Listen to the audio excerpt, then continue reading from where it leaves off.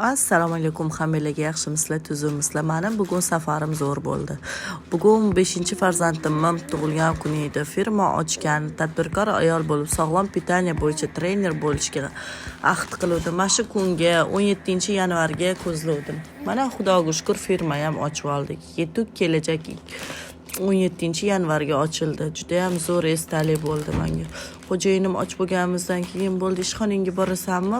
Yetuk kelajak dedilar, ham boraman dedim. Betimizni olib ishxonaga ham yo'l oldik. Qarasam, bolamni настроенияsi yo'q, adasi qovog'ini uyib telefonda gaplashayotganiga adasiga ding qilib asablariga tegdim.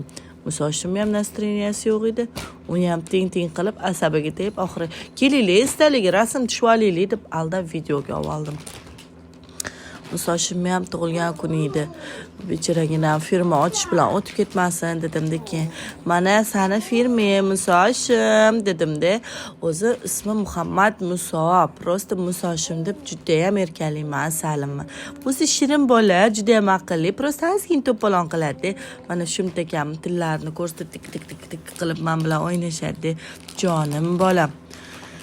Mana shiringina yetib kelajak firma tadbirkor ayol bo'ldi.